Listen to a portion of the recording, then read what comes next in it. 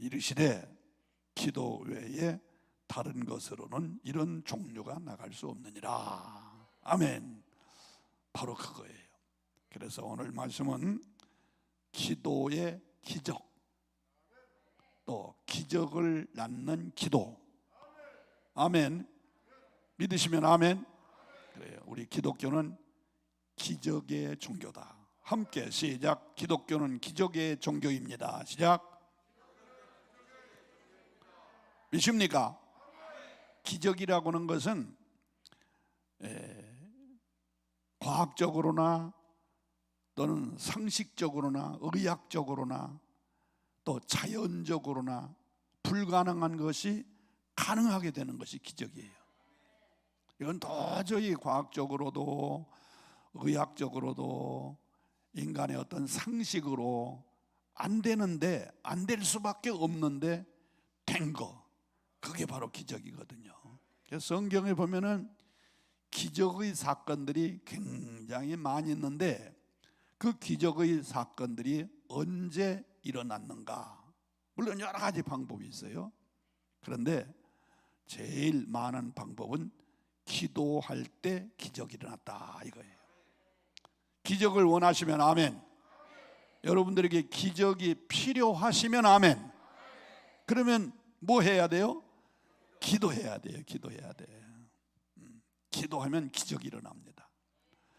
대표적으로 여러분이 잘 아시는 홍해의 사건, 모세의 기도로 홍해가 갈라진 사건 잘 아시지요? 하나님께서 모세에게 이스라엘 민족을 애굽에서 구출하여 저 약속의 땅 가나안을 향하여 가라 그랬어요. 그래서 이 모세가 바로왕 앞에 가가지고 내 백성을 놔주시오. 안 놔주지요. 왜냐하면 이스라엘 백성이 한 200만 가까운 사람이 있는데 그 사람들이 애굽의 노동력을 다 제공해 주는데 그 어떻게 놔주겠어요? 안 놔주지요. 그래서 하나님의 능력으로 10가지 재앙을 통해서 마지막 재앙이 뭐지요? 짐승이든 사람이든 첫 것이 죽는 마지막 재앙이죠. 그 재앙이 임하니까 바로가 더 이상 버틸 수가 없어서 손들고 놓아줍니다. 그래서 모세는 이스라엘 민족 남자만 60만 명, 어린아이와 여자까지 합치면 약 200만 명 정도 될 것이다. 학자들은 그렇게 말하고 있어요. 그래서 이스라엘 민족 200만 명을 거느리고 신나게 가나안을 향하여 가는 거예요. 근데 가는데 뒤에서 바로가 가만히 생각하니까 저놈들 놔주긴 놔줬지만 너무 아까운 거죠. 노동력을 다 잃어버리니까. 그래서 안 되겠다 하고 뒤 쫓아오는 거예요. 군인들을 동원시켜가지고. 그러나 모세는 걱정 없이 그냥 신나게 달려가는데 웬걸 앞에 홍해가 다 가로막혀 있는 거예요. 홍해가. 그러니 큰일 났어요. 뒤로 돌아서자니 애굽 병들이 무장을 하고 추격해오고, 앞으로 가자니 홍해가 가로막혀 있고, 옆으로 빠져나가려고 보니까 양쪽 옆에 계곡이 있어요. 하나는 바알세본이라는 계곡이 하나 있고 또 하나는 피아히롯이라는 계곡이 있어요. 그러니 앞으로 가자니 홍해, 뒤로 돌아서자니 애굽병, 옆으로 빠져나가자니 계곡이 있고 밑으로 내려가자니 땅이 있고, 이건 완전히 막혔어요. 완전히 막혔어요. 도간에 든 쥐예요. 진퇴양난이야. 이럴 수도 저럴 수도 없어요. 완전히 절망 상태예요. 그런데 한 군데만 뚫려 있어요. 앞에도 막혔고 뒤에도 막혔고 양쪽 옆에도 막혔고 밑에도 막혔고. 어디만 뚫렸어요? 어디만 뚫렸어? 위에만 뚫렸어요. 위에만 뚫렸어요. 위에는 누가 계세요? 하나님이 계세요. 그래서 모세는 하나님 앞에 간절히 기도했습니다. 그러니 하나님께서 모세야, 내 손에 든 것이 무엇이냐? 지팡이입니다. 그 지팡이로 홍해를 가리켜라. 주의 음성을 들었어요. 그래서 백성들에게 소식을 전합니다. 여러분 걱정하지 마세요. 하나님이 우리를 대신해 싸워 주십니다. 우리 민족은 한 사람도 죽지 않습니다. 걱정하지 마시오.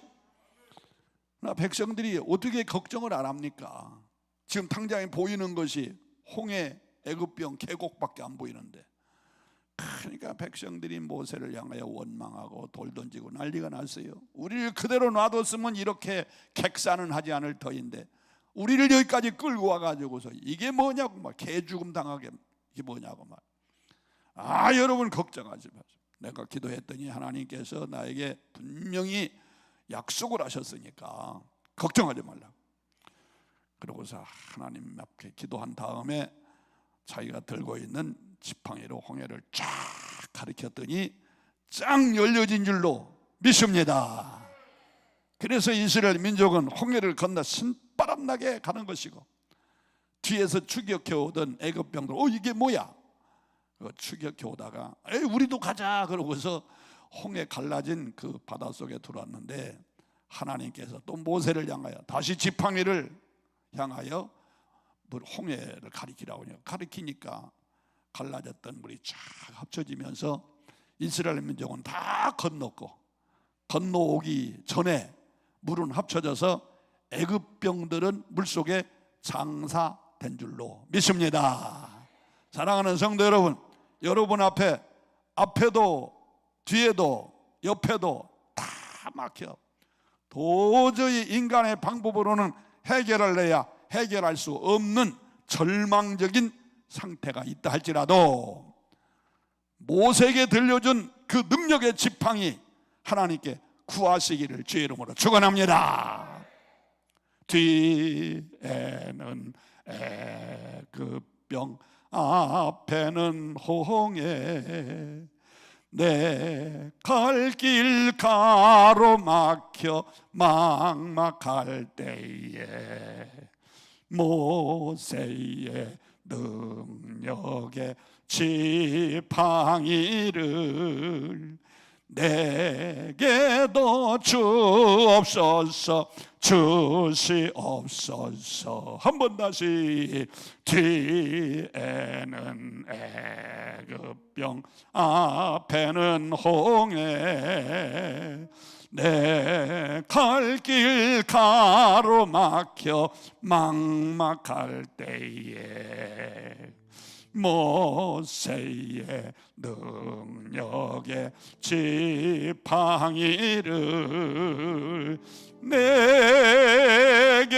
내게도 주옵소서, 주시옵소서. 아멘. 여러분에게 능력의 지팡이 받으시기를 축원합니다. 누구에게 준다? 기도하는 사람에게 주세요.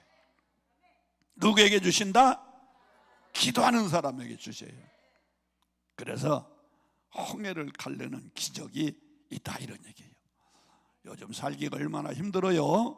정말로 앞에는 홍해, 뒤에는 애굽병, 양옆에는 계곡이 있듯이 우리 앞이 절망적이고 정말 인간의 힘으로는 어이할 수 없는 정말 절망적인 상황이 얼마나 많습니까? 다 막혀서. 그래도 모세는 다 막혔지만 한 군데만 열려 있는 걸 보시고, 곧 나와 여러분들에게도 다 막혔지만 우리에게도 이 문은 열려 있는 줄로 믿으시길 바랍니다. 그래서 하나님 앞에 간절히 기도하면 하나님께서 우리에게도 능력의 지팡이를 주셔서 기적을 만들게 될 줄로 믿습니다. 아멘. 또 모세는 홍해를 건넜어요. 홍해를 건너서 하루길, 이틀길, 3일길을 갔는데 세상에 그 광야 뜨거운 날씨에 물 한 모금 먹을 데가 없어 죽을 지경이에요. 그래서 백성들이 또 아우성에 우리에게 물을 달라고. 모세가 어떻게 방법이 있겠어요? 근데 천만 다양하게도 3일 후에 도착한 데가 마라라고는 데인데, 마라, 그곳에 가보니까 큰 웅덩이에 물이 고여 있는 거예요. 이야, 됐다. 그래서 백성들이 막 달려가서 그 물을 움켜 마셨는데 웬걸 그 물이 독이 들었는지 아니면 썩었는지 문제가 있어요. 써서 먹을 수가 없어. 써서 먹을 수가 없어. 그러니 백성들이 물 맛을 보고도 써서 먹을 수 없으니까 또 모세를 향하여 아우성입니다. 그때 모세는 어떻게 했어요? 출애굽기 15장 25절에 보면 모세가 하나님께 부르짖어 기도했다고 그랬어요. 뭐 했다고? 부르짖어 기도했어요. 하나님, 백성들이 날 원망하고 돌 던지고 침 뱉고 난립니다. 저놈들을 물리쳐 주세요. 그렇게 기도하지 않았어요. 저놈들 그냥 다 쓰러져 죽게 해주세요. 그렇게 기도하지 않았어요. 하나님께 간절히 부르짖어 기도했더니 하나님께서 모세에게 음성을 주시는 거예요. 모세야, 모세야. 나뭇가지를 하나 내주면서 그 나뭇가지를 잘라서 그 쓴 물 마라에 버려 던져라 그랬더니 하나님의 음성을 듣고 그대로 했더니 그 쓴 물이, 그 써서 먹을 수 없는 그 쓴 물이 순식간에 단물로 바꿔졌더라. 할렐루야. 여러분들 앞에 쓴 물이 뭡니까? 육신의 질병이 쓴 물입니까? 가정의 우한 질고가 쓴 물입니까? 아니면 경제적인 어려움이 쓴 물입니까? 자녀 문제, 남편 문제, 사업 문제, 가계 문제, 사는 모든 문제들이 쓴 물이 얼마나 많습니까? 그 쓴 물을 내 앞에 두고 이마살에 내 천자를 쓰고 낙심하고 좌절하고 한숨 쓰고 절망하고 차라리 이럴 바면 죽는 게 낫겠다 그렇게 생각하지 마시고 쓴 물을 단물로 바꿔주시는 하나님 앞에 기도하시기 바랍니다. 아멘. 기도하면 여러분들의 모든 쓴 사건이 어떤 사건이든 그 쓴 사건이 단 사건으로 바꿔주셔서 여러분들의 삶의 현장 속에 간증거리를 반드시 주실 줄로 믿습니다. 하나님은 기도하는 사람에게 기적을 주십니다. 아멘. 신약 성경에서도 마태복음, 마가복음 제 10장 46절 이하에 보면은 소경 바디메오 얘기가 나옵니다. 소경 바디메오 얘기. 이 사람은 소경이에요. 또 먹을 것이 없고 가난뱅이 거지였어요. 그래서 아주 불쌍한 사람인데 어느 날 예수님이 여리고성을 지나가신다는 말을 듣고 길가에 앉아 있었어요. 예수님이 언제 지나가실라나 기다리고 있었어요. 근데 사람들이 웅세웅세, 왜 예수님이 지나가는 곳에는 많은 사람들이 모이니까 그날도 그냥 웅세웅세 소경에 대해서 이쪽으로 오는지 저쪽으로 오는지 앞으로 오는지 분간을 할 수가 없어요. 그러나 사람들이 웅세웅세 하는 걸 보니까 예수님이 곧 다가오는가 보다 이렇게 생각하고 그 소경 바디메오가 주님을 향하여 부르짖어 기도합니다. 다윗의 자손 예수여 나를 불쌍히 여겨 주소서. 다윗의 자손 예수여 나를 불쌍히 여겨 주소서. 그러니까 주변 사람들 가만히 있어봐, 가만히 있어봐. 저분이 무슨 소리 하는지 좀 듣게 가만히 있어. 이 소경아 거지야, 왜 이렇게 떠들어? 그래도 이 바디메오는 포기하지 않고 성경에 기록하기를 더욱 심히 소리질러 가로되, 더욱 심히 소리질러 가로되 다윗의 자손 예수여 나를 불쌍히 여겨 주소서. 간절히 간구하며 기도하니까 예수님의 마음이 감동을 받았어요. 그래서 가시던 걸음을 멈추고 돌아서서 무엇하여 주기를 원하느냐? 선생님 보기를 원하나이다. 그때 예수님께서 내 믿음대로 될지어다 했더니 눈이 벌렁 떠지고 한순간에 거지 신세를 면하게 된 줄로 믿습니다. 사랑하는 성도 여러분, 여러분 앞에 이 바디메오처럼 육신적으로는 병이 들었고 경제적으로는 가난하여 거지 신세 면치 못하는 이런 어려움 속에 있다 할지라도 우리 예수님 앞에 부르짖어 기도하세요. 주변 사람들이 뭐라 해도 부르짖어 기도하세요. 그런 때에 하나님의 기적이 나타납니다. 아멘. 교회도 어느 교회가 부흥되고 어느 교회가 기적이 많이 일어나느냐? 부르짖는 기도, 간구의 기도, 그런 기도가 많은 교회가 부흥이 돼요. 할렐루야. 저는 그래서 어디 부흥회 간다든지 또 후배들이 목회의 비결, 성공의 비결을 일러달라 그러면 아주 쉬운 표현을 해요. 교회가 부흥되려면 주변 사람들에게 고발을 많이 당해야 부흥된다 그래요. 이게 무슨 소리예요? 고발당하면 빛이 안 되고 세상 사람들에게 비웃음거리가 부흥이 안 되는데요. 교회가 싸워서 시끄러워서 고발당하면 부흥이 안 돼요. 그런데 기도 소리에 시끄러워서 주변 사람들이 고발하면 그 교회는 틀림없이 부흥돼요. 이해가 되세요? 저는 고발을 많이 당했어요. 그 주변 사람들이 나를 고발해가지고 저 동사무소에다가 또 뭐 구청에다가 경찰서에다가 고발하는 거예요. 그게 뭐라고 고발하느냐면요, 아이고 도대체 울어 싸서 못 살겠다. 울어서 왜 교회가 이렇게 울어 쌌느냐고. 근데 교회가 왜 울어요? 울기는 물론 울기는 울지. 그러나 그들이 들을 때는 우는 소리만 들리는가 봐 아마. 그래서 내가 이제 경찰서에 아니면 구청에 불려가가지고, 아이고 목사님, 교회가 기도하는 건 좋은데 왜 이렇게 울었어요? 울어싸서 못 견디겠다고 누가 고발했어요. 누가요? 그러면 절대 안 일러주지요. 누가 했다는 거 안 일러줍니다. 그러면 그때 저는요, 안 울었다고 말 안 하네요. 여보시오, 울 일이 없으면 얼마나 좋겠어. 왜 예수 믿는데 왜 울 일이 이렇게 많습니까? 이 답답한 양반 보라고 말이야. 지금 이 사회를 보라고. 청소년들의 범죄가 얼마나 심각하냐. 그들을 매로 때리면 벌받고 말로 하면 듣지도 않고 애들이 못돼가지고 지금 곁길로 나가는데 그 아이들을 위해서 교회가 눈물을 흘리며 기도한다는 게 얼마나 희망적이고 교회가 큰 일을 하는 거 알지 않느냐. 그러니까 우리는 눈물을 흘리며 기도하는 거다. 또 한 가지 있어요. 여보시오, 지금 우리나라가 울지 않아도 됩니까?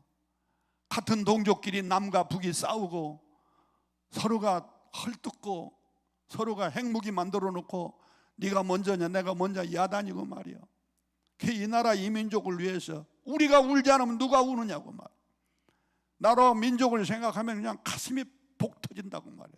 그래서 우리 성도들은 나라와 민족을 위해서 눈을 흘리며 기도한다고.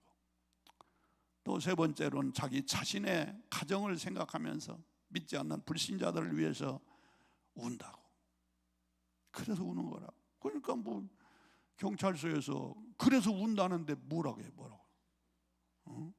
청소년을 위해서 울고 국가와 민족을 위해서 울고 자기 가족 화평을 위해서 운다는데 뭐라고 할 거예요? 할 말이 없죠. 그냥 고발에 들어와서 목사님 잠깐 오라고 했습니다. 그러고 그냥 돌려보내는 거예요. 만날 해도 뭐 또 그러니까. 나중에는 그 사람이 그냥 뭐 이름은 내가 되지 않겠습니다. 정보야, 정모. 정씨 가진 사람 나는 그래서 싫어해. 정모야. 경찰서가 막 따지는 거예요. 여보시오, 내가 고발했으면 문제를 해결해야 될 거 아니냐고 말이에요. 당신들 돈 먹고 그냥 봐주는 거 아니야? 돈은 무슨 돈을 줘요. 그 사람은 그렇게 생각하는 거예요. 그래도 뭐 경찰서에서나 구청에서 여차여차는 우리가 어떻게 할 길이 없습니다. 그랬더니요, 나중에 무슨 짓을 하는지 알아요? 이야, 그 정아무개 참 대단해요. 새벽마다 교회에서 막 크게 소리짓고 기도하고 정말 자기 말 맞다나 울면서 기도하니까 못 견디겠는지 큰 대형 스피커 통을 하나 사가지고 스피커통을 하나 사가지고 우리 교회 쪽에다 대놓고 새벽마다 연부를 외워. 이 사람이 새벽마다 연부를 하는 거예요. 근데 그때 들어서 조금 외웠어요. 전구업체는 수리수리 마수리 사바하 사바 못다나 도로도로 지미 사반다 나무아베 다. 아, 이제 새벽마다 이러는 거예요. 그래서 내가 지나가다가 그분을 만나가지고 그랬어요. 아이, 당신 잘하는 거라고. 우리는 하나님 믿으니까 하나님께 부르짖어 기도할 테니까 당신이랑 부처님 믿으니까 부처님한테 매일 그렇게 하시라고 말이요. 그럼 우리는 그 소리 안 들으려고 더 크게 할 테니까 그런 줄 아시고 계속 하시라고 그랬더니 알았어요, 할 거라고. 그런데 하기는 뭘 해, 지가 어떻게. 우리는 새벽마다 일어나서 기도하는 습관이 돼가지고 1년 12달 365일 동안 계속 동안 새벽 기도하지만 지놈이 어떻게 새벽마다 연부를 틀어놓고 해서 지가 하겠어요? 못하지. 나중에 못하더라고요. 걔나 길거리 만나면 정사장님, 그러지 말고 당신도 예수 믿으세요. 예수 믿으면 우리의 우는 소리가 아주 즐거운 소리로 들릴 수가 있고 왜 우는지를 알 수 있을 것이라고. 근데 안 나와요. 끝내 안 나와요. 그 나중에는 우리가 이제 교회를 새로 건축하는데, 야, 나 그놈이라고 할라네. 나 그놈이 어떻게 방해를 놓는지 말이야. 너 잘 만났다 이 식이지 이제. 너 교회 제대로 짓는가 보자 말이야. 이야, 이 사람이 그냥 줄자를 가지고 다니면서 설계를 이렇게 보면서 뭐 조금만 틀렸으면 고발하고. 그런다 해서 교회를 못 지켰어요? 지치요. 그런데 결론을 잘 들으세요. 그러더니 멀쩡한 그 부인이 중풍 맞아가지고 반신불수되어 쓰러지더니 얼마 있다가 죽더라고요. 어이구, 나는 무서워서. 여러분, 기도하는 사람 함부로 건드리면 안 되고 기도하는 교회 함부로 건드리면 안 됩니다, 여러분. 왜? 기도하는 사람은 하나님 편이에요. 하나님의 사람이야. 그러니까 건드리면 안 돼요. 혹시 여러분 주변에 신자들이야 그런 사람 없겠지만 안 믿는 친구나 안 믿는 집안 그런 사람 있으면 조심시키세요. 기도하는 사람 함부로 건드리지 말아라. 여러분, 교회는 아까 말씀드린 대로 고발 많이 당해야 부흥됩니다. 이해가 되세요? 곧 기도 많이 하는 교회는 고발 당하게 돼 있어요. 그러니까 기도 많이 하니까 기적이 일어나는 거예요. 병든 사람이 일어나고 또 많은 역사들이 일어나게 돼 있어요. 그러니까 교회는 부흥되는 거예요. 제 자랑이 아니라 제가 북가자동에서 목회했습니다만 하여간 그 근방에서는 장로교, 감리교, 순복음, 침례교 어느 교회도 우리 교회를 따라오지 못했어요. 숫자나 재정이나 하여간 얼마나 교회가 부흥돼 가지고 하여간 그 근방에서는 가장 앞에 가는 그런 교회가 되더라고요. 기도하니까 기적이 일어납니다. 아멘 하세요. 여러분, 기도하면 앞뒤가 다 가로막혀 있으나 열려지는 역사가 있고 기도하면 쓴 물이 단물로 바꿔지는 기적이 있는 줄로 믿습니다. 할렐루야. 기도만이 능력이에요. 제 체험과 하나님의 축복을 좀 한두 가지 간증을 한다면, 제가 1995년도인지 6년도인지 그간에 교통사고가 있었어요. 시골에 고향에 갔다 오다가서 앞에 경운기가 올라오는 걸 저녁 때인데 못 보고서 가다가 그냥 갑자기 경운기를 보고서 싹 틀은 것이 우리 차가 그냥 논바닥에 빠졌어요. 한 1.5 내지 2m 정도, 그 정도 되는 것 같아요. 길에서 논바닥이. 그래도 참 감사하게도 우리 전 식구 탔는데 아무도 다친 사람이 없어요. 아무도. 아이 다행이다. 참 할렐루야다. 그래서 그 사람이 실수했지만 다친 사람 없으니까 또 시골 사람 보상해라 고발하겠다 해봐야 소용없고 아이고 다행입니다. 이거 우리도 축복이지만 당신에게도 축복이라고. 하여간 사고 없는 거 얼마나 다행인지 모른다. 그래서 주소도 알아보지도 않고 경운기 어디서 사는지도 물어보지도 않고 그냥 흩어져 갔어요. 그런데 하루 저녁 자고 일어나니까 다른 사람은 괜찮은데 내가 아주 견딜 수가 없을 만큼 아파요. 역시 내가 나이 먹어서 그랬는가 봐. 견딜 수가 없을 만큼. 목도 쓸 수 없고 몸도 움직일 수 없고 얼마나 아픈지 말이에요. 다른 사람은 별로야 별로. 우리 안식구라든지 애들 다 별로. 나만 이렇게 다쳤어요. 이야, 그래도 이제 요즘은 의술도 좋고 물리치료 받으면 낫겠지 하고 이제 병원에 가서 치료도 받고 물리사 데려다 가서 치료도 받고 이래도 이게 안 낫는 거예요. 그런데 다친 그날부터 열흘인가 12일인가부터 카나다 토론토에 부흥회를 내가 약속을 받았어요. 그래서 토론토 부흥회하고 뉴욕에 가서 부흥회하고 시카고에 가서 부흥회하고 LA까지 와서 4군데를 부흥회 약속을 받아가지고 지금 부흥 강사로 가야 되는데 이게 이렇게 돼버렸으니 안 갈 수도 없고 갑자기 내가 사고가 생겨서 못 간다고 하면 그 교회가 어떻게 됩니까? 그거? 지금 불과 열흘에서 보름밖에 안 남았는데 갑자기 강사가 못 온다면 그 교회가 어떻게 되겠어요?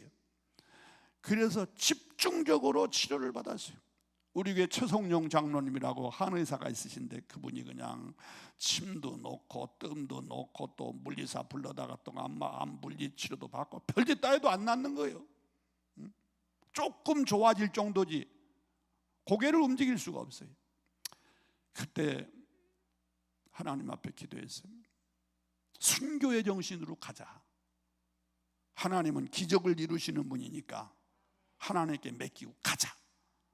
그랬더니 우리 교회 장로님, 한의사 장로님이 펄펄 뛰는 거예요. 목사님 절대 안 됩니다. 이대로 갔다가는 그냥 한두 달 놔두면 굳어서 회복이 어렵습니다. 그리고 외국에 가면은 의료보험도 없고 어떻게 하실랍니까? 절대 안 됩니다. 안 됩니다. 나 가기로 결심했습니다. 참 내가 순수하고 미련하게 믿었어요. 그래서 비행기를 타고 딱 가는데 김포공항에 그때는 김포에서 비행기가 떴어요. 김포에서 카나다 토론토 가는데 15시간 걸립니다. 갔어요. 가서 이제 첫날 저녁에 강단에 서서 부흥회를 합니다. 목이 아프고 좀 아파도 목소리는 괜찮으니까 생각하고 가서 강단에 서서 말씀을 증거하는데 이야 미치겠어요. 나는 이게 목만 이상하고 이런 데만 이상했는지 줬더니 성대신경을 건드려 가지고 말소리가 안 나오는 거예요. 말소리가. 그러니 부흥회를 인도할 수가 있어요. 그래서 그냥 진짜 무식한 말로 용 쓰면서 그날 저녁에 집회를 했어요. 그러고서 숙소 호텔에 들어와 가지고 잠을 자는데 잠이 옵니까? 우리 식구 같이 가가지고 안마해주고 별짓 다 해도 안 돼요. 너무너무 피곤해서 당신 잘하고 나 혼자 기도할게 그러고 침대에서 내려와 가지고 하나님 앞에 간절히 기도했어요. 하나님, 나를 위해서가 아니라 당신의 백성들을 위해서, 저 많은 영혼들을 위해서 고쳐주세요. 고쳐주세요. 내가 한국에 가서 다시 알을 망정 이 부흥의 기간만이라도 목소리라 좀 나오게 해주세요. 간절히 기도했어요. 소리치고 기도는 안 했지 어떻게 목소리도 안 나오는데 간절한 마음으로 부르짖어 기도했는데 성령께서 내 마음에 감동 주시기를 목을 흔들어라 그런 감동이 와요. 그래서 주여, 여러분 아픈 목을 흔들어봤자 얼마나 세게 흔들었겠어. 또 한국에서 물리사들이 내 목을 뺐다 박았다 별짓 다 했다고. 그런데도 안 됐어요. 그래서 그냥 주여 주여 이러면서 기도하는데 갑자기 이 어디선가 뚜둑 소리가 나요. 여기 어디선가 뚜둑 소리가 나.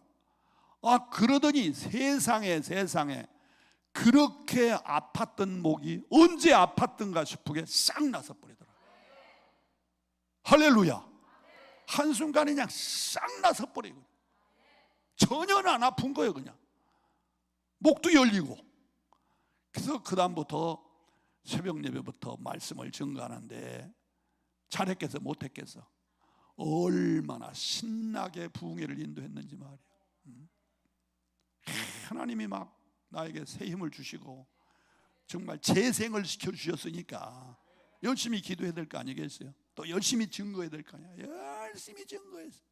와, 그때 정말 나도 수지 맞았지만 카나다 토론토 베델 교회 최상복 목사님 계신 그 교회인데 그 교회 아주 수지 맞았어요. 얼마나 은혜가 쏟아지는지 진짜 성령의 불덩어리가 막 쏟아지더라고. 할렐루야. 그 소문이 나가지고 그 뒤로 카나다에 토론토, 몬트리올 또 어디 해가지고 부흥회를 5군데가 또 갔어요. 하나님의 역사 속에. 그래서 기도는 기적을 낳는다. 아멘 하세요. 한국의 뭐 의사들, 물리사들 별짓 다 해도 안 되는 거 기도할 때 한순간에 하나님의 역사하세요. 저는 확신하는 것은 하나님이 치료해 주신 건 재발도 안 합니다. 완전하게 치료해 주세요. 아멘. 저는 기도는 기적을 낳는다. 아멘 하시기 바라요. 저는 또 하나 간증할 게 있어요. 제가 성대가 지금 아주 팡팡하지요. 목소리도 굵직하고 잘 나오지요. 원래 제 성대가 못 쓰게 돼 있었습니다. 부흥회를 많이 다는 바람에 성대를 함부로 썼어요. 요즘은 그래도 이 마이크가 있고 스피커 시설이 얼마나 잘 돼 있습니까? 옛날에는 마이크가 어디 있어요. 시골교회 부흥회 가면 그냥 육성으로 소리치고 이러니까 또 교회 오면 또 기도하고 예배인도 하고 말씀 전하고 이러다 보니까 이 성대가 문제가 생겼어요. 나중에 결론적으로는 후두염, 후두암 초기까지 왔어요. 목이 아프고 피가 터져 나오고 뭐 말도 할 수가 없고 얼마나 아프고 힘든지 말. 그래서 제 목을 치료하시는 분이 저 신촌에 가면 김성전 이비인후과라고 유명한 이비인후과 의사가 있습니다. 그분이 장로님이에요. 장로님. 걔 가서 내가 치료를 받는데 그분이 그래요. 목사님, 제 말씀 잘 들으세요. 목사님은 하나님 말씀을 전하는 사람이지만 나는 의사니까 내가 금에는 또 내가 전문이니까 내 말을 잘 들어야 된다. 신자들 보고 목사님 말씀 잘 들으라고 하듯이 목사님은 내 말을 잘 들어야 된다. 뭔데요? 그랬더니 목사님 치료받아도 제가 주의하는 거 하지 않으면 소용없습니다. 어떻게 하면 좋아요? 그분이 첫째, 새벽 기도 나가지 마세요. 왜? 저녁에 따뜻한 방에서 잠자다가 새벽에 공기가 바꿔지면 목이 아주 악화된다는 거. 새벽 기도 나가지 마세요. 두 번째, 부흥에 나가는 건 꿈도 꾸지 마세요. 절대 안 됩니다. 그리고 교회에서도 설교할 때에 절대 소리치지 마세요. 조용조용히 말도 따박따박 발음을 정확하게 천천히 그러셔야 제가 치료하는 것이 효과가 있습니다. 이번까지 그런 걸 얘기해 줘요. 근데 그 말이 하나도 틀린 말이 아니에요. 새벽에 나가지 말아라, 소리치지 말아라, 부흥하지 말아라, 또 또박또박 말해라. 뭐 하나도 틀린 말 아니에요. 근데 내가 들을 때는 목사하지 말아라 그 소리 들려요. 목사하지 말아라 그 소리 들려요. 와, 그때 고민을 많이 했어요. 그래서 의사 말 듣는 게 좋겠다 해서 그대로 했어요. 하니까 이건 완전히 진짜 목사하지 말라 해서가 아니라 목사 못 하겠더라고요. 기도도 안 하지, 설교는 조용히 해야지, 부흥회는 절대 못 나가지. 목사 안 되겠더라고요. 하나님 앞에 기도했어요. 하나님이 저를 불러주신 건 주의 종 삼으신 거 아닙니까? 제가 원래 목사 하려고 한 거 아닙니다. 저는 사범학교 다니고 선생님 하려고 그랬어요. 그런데 사범학교, 그때는 고등학교, 사범 고등학교 나오면 교사가 될 수 있어요. 근데 제가 사범학교 들어갈 실력이 안 돼. 사범학교는 실력이 있어야 되거든요. 실력이 안 돼요. 그래서 저는 농고를 들어갔어요. 농고 들어간 농촌 사람이니까 농고 들어간 이유는 두 가지예요. 하나는 농촌 지도자가 되겠다. 그리고 농고 나온 사람은 조금만 공부하면 면서기가 쉽게 될 수 있었어요. 그래서 저는 그쪽으로 나가려고 했어요. 그런데 하나님께서 고등학교 2학년 때 사명을 주셔서 목사가 됐는데, 하나님, 저 지금 목사로 속된 말로 잘 팔립니다. 부흥회도 많이 나가고 지금 할 일이 많습니다. 그런데 이러면 어떡합니까? 기도하는 가운데 하나님께서 내 마음속에 감동과 음성을 주셨어요. 믿어라, 내가 치료한다. 믿어라. 그런 마음이 들었어요.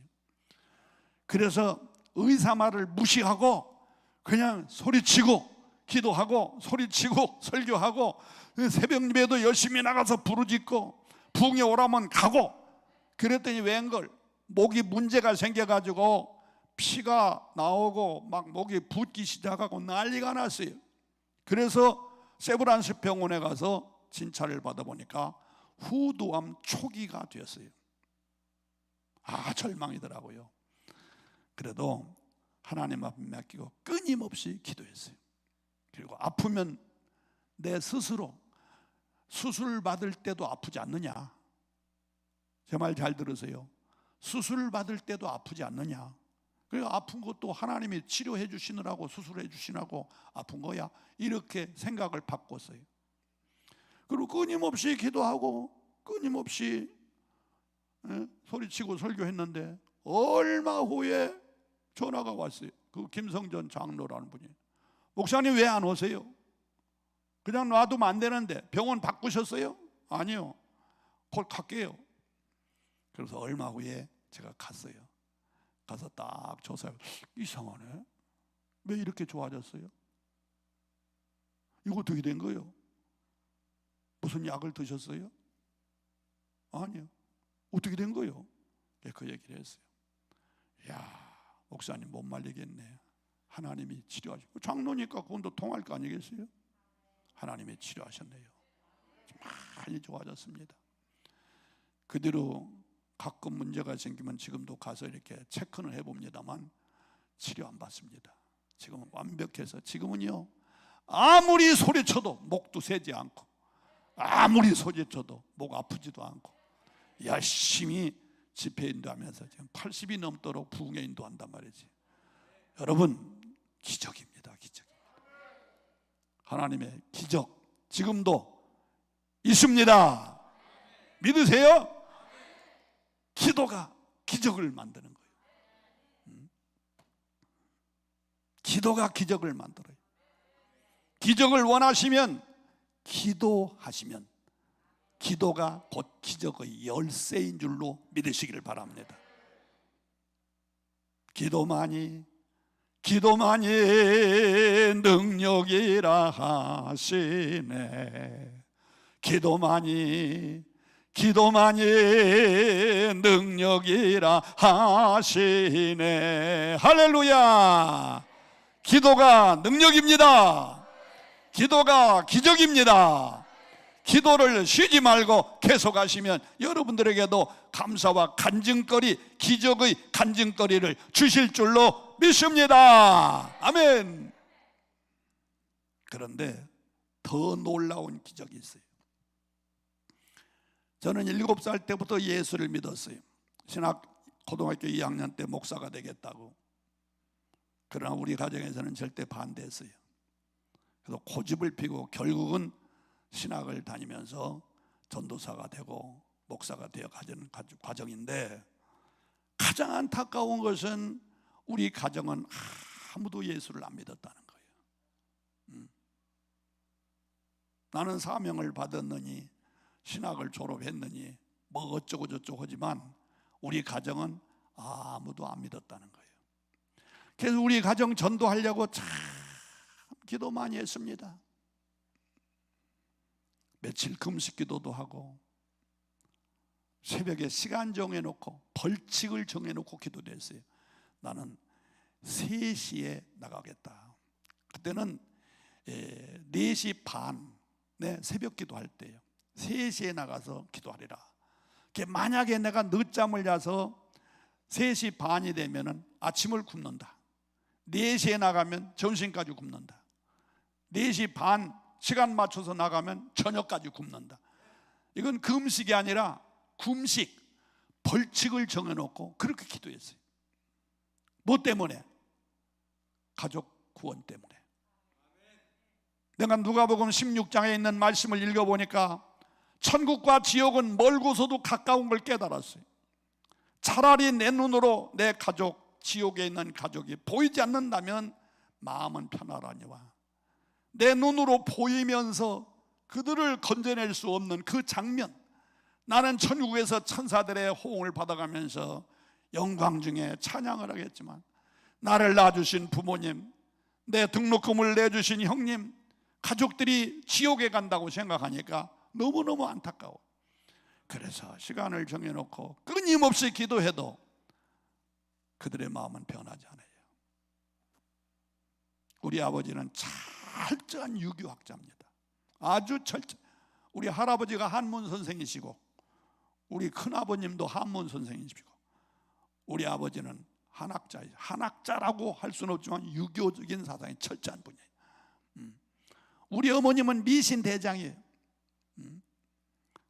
무슨 때만 되면 그냥 거리제 지내고 별짓을 다 하시고, 그러니 그런 사람들이 예수를 믿을 이유가 없습니다. 끊임없이 교회 다닙시다, 예수 믿읍시다 그러니까 처음에는 막 야단치더니 나중에는 너는 그 길로 갔으니까 니나 믿어라, 그리고 우리는 건드리지 말아라. 근데 제일 힘든 것이 어느 때냐? 제사 때. 우리 집에서 지내던 제사가 한 두어 군데 있는데, 두어 가지 있는데 제사 때가 되면 아주 힘들어요. 다른 사람들은 다 2배 3배를 해서, 나는 이러고 앉아서 기도하고 있으면 막 야단치고, 또 짓궂은 우리 형들은 그냥 발뒤로 탁 쳐가지고서 제상에다 코를 박게 만들어 놓고 아주 그래요. 아주 힘들었어요. 그러더니 우리 가족이 예수를 믿어야 되는데, 나는 천국 간다고 좋아하지만 우리 가족은 지옥 갈 터인데 너무너무 안타까워서 끊임없이 기도했어요. 그런데 한 번은 우리 교회에서 아주 신유의 은사가 있는 저 하목 양반인데, 신홍년 전도사님, 신전도사님을 모시고 부흥회를 있는데, 이번에 좀 그때는 전도사 때예요. 전사님 내려오시라고. 내 친구 박병기 장로, 또 뭐 구재송 장로, 이 사람들이 내 친구들인데 내가 늘 가정을 위해서 기도하니까 이번에 오셔서 좀 은혜도 받으시고 가족 구원할 수 있는 기회가 되지 않나 모르겠다고. 그 왜 그러냐면요, 우리 큰형님의 3번째 딸 아이 하나가, 상렬이라고 하는 3번째 딸 아이 하나가 태어나면서부터 한쪽 다리를 쓰지 못하고 질질 끌고 다니는 그런 아이가 하나 있었어요. 그 아이를 고치려고 하여간 용한 의사 뭐 어떤 사람 찾아다니면서 전국을 누비면서 별짓을 다 해도 이 아이가 낫지를 않아요. 근데 그 아이가 12살 먹었어요. 12살, 12년 동안 헤맸어도 고쳐지를 않아요. 그러니까 그걸 아는 우리 친구, 그때는 집사였습니다. 그 집사들이 혹시 신유의 능력이 있는 저 강사 목사님 오셨으니까 무슨 기적이 있지 않을라나 하는 마음으로 나보고 내려오라는 거야. 그래서 그 말을 듣자마자 내 마음속에 아멘 그러고 내려갔어요. 내려가서 우리 가족을 전도하는 거예요. 아버님 교회 나가십시다, 어머님 교회 나가십시다. 다 그런데 아무도 듣지를 않아요. 그런데 공통어가 하나 생겼는데, 너 형수나 좀 예수 믿게 시켜라. 왜냐하면 그 형수가 좀 성질이 지랄 같아. 사람이 참 오가다인데, 오형인데 사람이 아싸라고 좋아요. 그런데 하여간 이거 토라졌다면 막 보이는 게 없어요. 우리 집안에 가정 불화는 거의 그 여자 때문에 생겨요.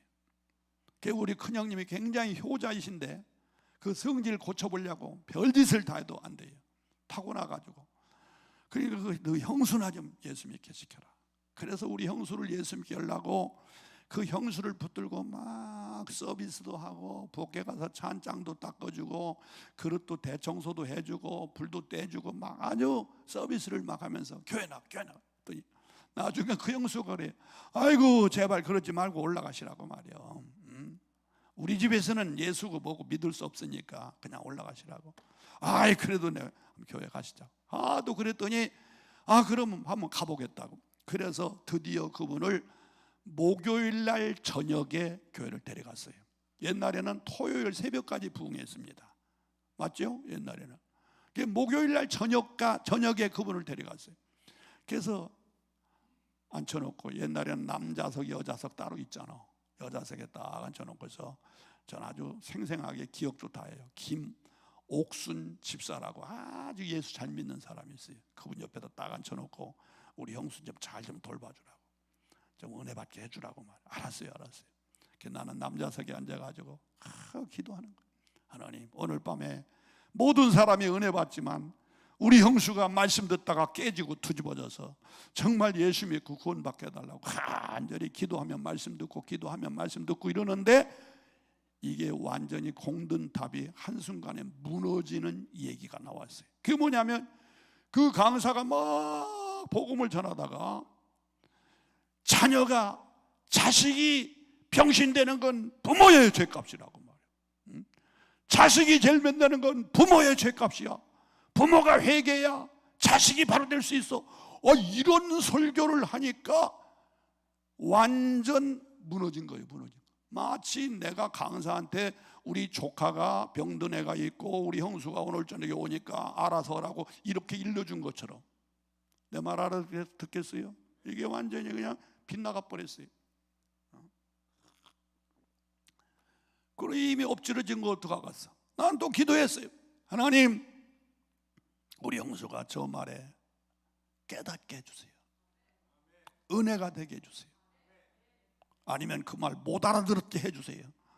그러면서 기도하고 말씀 듣고 있는데, 집회를 다 마쳤어요. 마치고 나서 이제 각자 집으로 가는데 우리 형수 보고 가자고 말도 못 하겠다고 미안해가지고, 그래서 그냥 그 집사님 보고 알아서 하시라고 난 집으로 왔는데, 그러고서 그 다음 날이었어요. 그 다음 날 형수한테 그랬어요. 형수님, 어때요? 낮에 특별히 볼 일 없으면 낮에 한번 가자고 말이에요. 낮에. 그때 그 강사님이 빌레몬서를 중심으로 해가지고 낮 공부를 했었어요. 그래서 우리 형수한테 좀 도움이 될 것 같아서, 빌레몬이 회개한 그런 내용 아닙니까? 가자고. 그랬더니 우리 형수가 그런다. 내가 낮에는 볼 일에서 못 가고 저녁에 또 가겠다고. 그 말을 듣는 순간 얼마나 다행스러운지.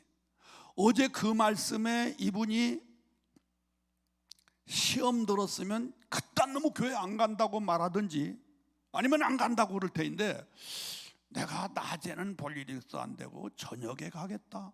그러면 도대체 이분이 이 말을 잘 듣고 무슨 감동을 받았나? 정말 내 죄 때문에 자식이 그런 걸 깨달았나? 아니면 그 순간엔 조언을 하고 못 알아들었나? 궁금증이 생기는 거예요. 더 이상 얘기하지 않고 알았습니다. 그리고 저만 가서 낮 공부 마치고 집에 왔는데, 여러분 놀라지 마세요. 집에 왔는데 우리 집에 부흥회가 열렸어요. 왜? 우리 형수님이 그 말에 충격을 받은 것 같아. 깨달은 것 같아.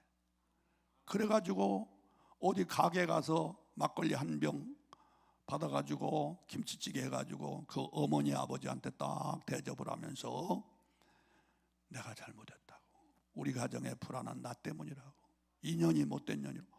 아이고 여러분, 이게 내가 얘기를 하니까 그렇지요, 그 순간은요 내가 몸 안에 있었던지 몸 밖에 있는지 모를 정도, 얼마나 기분이 좋고 내가 그냥 공중에 붕붕 떠 있는 것 같아요. 그냥 얼마나 마음에 감동이 오는지 말. 그리고서 그분이 부모님들한테, 진짜 시부모들한테 잘할 때는 잘하는데 그 말이 못 돼가지고 참 부모님들 마음 상하게 많이 했거든요. 회개를 하더라고요. 그리고서 그날 저녁에 부흥회, 금요일날 마지막 저녁 갔어요. 갔는데 말씀 다 마치고 나서 그 강사가 그래요. 오늘은 마지막 날이니까 집에들 가지 마시고 밤새 세워가면서 기도들 하라고. 내가 새벽에 일찍 나와서 특별히 안수 기도 해줄 테니까 특별히, 그리고 몸이 아프신 분들 더욱 준비 기도하라고. 그 말을 듣고 우리 형수한테 그랬어요. 형수님, 저 조카 상렬이 제일 데려오자고, 우리 기도하자고. 그분이 아마 좋지요. 그 아이를 데려오서 같이 기도를 뜨겁게 했습니다. 3시 넘어 한 3시 반쯤 되니까 강사가 와서 쭉 둘러앉았는데 한 50-60명이 둘러앉아서 한 사람 한 사람 기도를 받는데 우리 조카 아이가 차례가 왔어요. 얘는 왜 그래요? 그래서 내가 얘기를 했어요. 태어나면서부터 한쪽 다리를 쓰지 못하고 여차여차해서 이렇게 세 발로 기어다니는 아이인데 하나님의 기적이 있기를 기도하고 있다고. 그러냐고 붙들고 간절히 기도했어요. 하나님, 안진뱅이를 일으키시고 절름발이를 걷게 하시는 하나님이여, 이 아이를 일어나게 해달라고. 이 삼촌이 눈물을 흘리며 기도하고 정말로 이 아이 때문에 하나님의 역사가 나타나게 해달라고 간절히 기도한 다음에 그 아이를 붙들고 예수의 이름으로 명하노니 일어나 걸어라 명령을 하니까 내가 생각할 땐 금방 일어날 것 같은데 아니야. 그 아이를 다시 붙들고 또 기도해줘요. 그냥 금방 일어날 것 같은데 3번째 그 아이를 다시 붙들고 또 기도하는데, 여러분 체험해 보셨습니까? 그 순간, 그때 1월달입니다. 1월달. 대개 시골에는 1월달 부흥회 많이 하지 않습니까? 1월달인데 갑자기 어디선지 백합화 꽃 향기가 쫙 들어오는 거예요. 요즘은 1년 12달 백합화 꽃이 있을 수 있어요. 온실에서 키우니까. 근데 시골에 무슨 백합화가 어디가 있어요? 근데 갑자기 백합화 꽃 향기가 쫙 교회 안에 들어오는 거예요. 그때 이게 웬 냄새야? 무슨 냄새? 그랬더니 그분이 강사가 그래. 지금 성령이 강하게 역사한다고. 성령이 강하게 역사할 때는 이런 일이 있다고 말해요. 아이고, 그 말을 들으니까 나는 말할 거 없고 그 한 50-60명이 모여가지고 아가라가라가라면서 막 몸부림을 치면서 막 기도하지 않겠습니까? 막 자동 반응으로 일어나는 거지.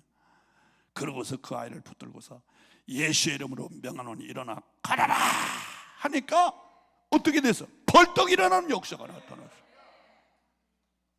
벌떡 일어났어요. 이거 할렐루야, 박수. 할렐루야. 이야, 놀라운 역사가 일어났어요.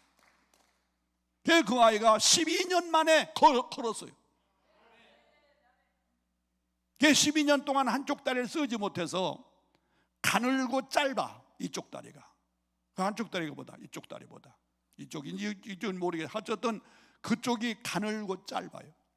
그래서 병원에 가서 상담을 했더니 가늘은 건 세월 갈수록 살찔 것이고 이 짧고 긴 건 안 된다. 그건 안 된다. 그러면서 우리 형님한테 그러더라고요. 수술은 할 수 있다. 긴 다리를 좀 자르면 된다고 그러더라고요. 자르면 된다. 그런데 그게 결국 잘랐어요. 긴 다리 좀 잘랐어요. 붙이니까 의술이 좋아가지고, 그래서 지금은 길고 짧은 것은 같아졌고 가늘고 굵은 것은 지금 모르겠네. 안 봤으니까 아마 지금도 가늘고 굵은 그럴 거예요. 그래서 걷는 것이 조금 찔룩찔룩하지만 걔도 시집 가가지고 아들 딸 잘 낳고 신앙생활 아주 잘합니다. 그 남편은 술주정뱅인데 그 남편도 전도해서 예수 믿고 그 자녀들 다 신앙생활 잘하고. 할렐루야. 이런 역사가 있으면서 오늘 우리 가정에 기적이 일어나는 바람에 그 형수가 교회에 나왔습니다. 조카들이 나왔습니다. 어머님이 나왔습니다. 형님들이 나왔습니다. 마지막 꼰대 대신 우리 아버님도 예수 믿고 구원받으셨어요. 여러분, 기도는 기적을 만듭니다. 여러분 가족 전도하는 거 내 힘으로 안 됩니다. 그러나 하나님이 역사하시면 돌들로도 아브라함의 자식을 만들 수 있습니다. 나도 그렇게 생각했어요. 세상 사람 다 믿어도 우리 가정은 예수 믿기 어려울 것이다. 왜? 너무너무 철저한 유교 사상과 불교도 아니고 미신 사상에 찌들어 있는 분이 돼서 다 믿어도 우리 가정은 예수 믿기 어려울 것이다. 그러면서 끊임없이 기도를 했어요. 하나님만이 저들의 마음을 감동시키고 바꾸지 인간의 방법은 절대 안 될 것이다. 맞아요. 안 됩니다. 안 돼요. 하나님이 그 마음을 바꾸면 가능합니다. 그러니까 타락한 어거스틴도 성 어거스틴이고 말이야. 이성복 목사님도 얼마나 방랑한지 압니까? 부흥 강사. 그분도 그 어머님의 눈물 흘린 기도가 그 위대한 부흥사를 만들었습니다. 사랑하는 성도 여러분, 기도는 기적을 낳습니다. 기도는 깜짝 놀라는 간증거리를 만든다는 사실을 기억하시고 기도하시기를 주의 이름으로 축원합니다. 한나의 눈물 흘린 기도가 기적을 낳아 사무엘을 낳게 하셨습니다. 엘리야의 기도가 아하방 850명의 선지자를 물리치고 승리했습니다. 사랑하는 성도 여러분, 야베스의 기도가 부자 되게 하셨습니다. 역대상 4장 10절에 보면 야베스가 하나님 앞에 기도합니다. 하나님, 나에게 복을 주세요. 복에 복을 더하시고 나의 지경을 넓혀주세요. 그리고 환난과 근심은 제하여 주세요. 그의 눈물 흘린 기도를 하나님은 들으시고 야베스에게 복에 복을 더하시고 지경이 넓어지게 하시고 동시에 환난과 근심은 제하여 알짜 부자가 되는 축복을 받았답니다. 사랑하는 성도 여러분, 기도는 기적을 만듭니다. 기적을 원하십니까? 기도하시기 바랍니다. 기적을 원하십니까? 기도하시기 바랍니다. 오늘 밤에 여러분들의 기도가 여러분들의 삶의 현장 속에 기적을 낳는, 기적을 만드는, 기적을 체험하는, 기적의 간증거리가 있는 놀라운 역사가 있을 줄로 나는 분명히 믿습니다. 아멘. 우리 찬송 한 장 부르고 기도합시다. 361장 기도는 이 시간 무릎 꿇고 기도할 때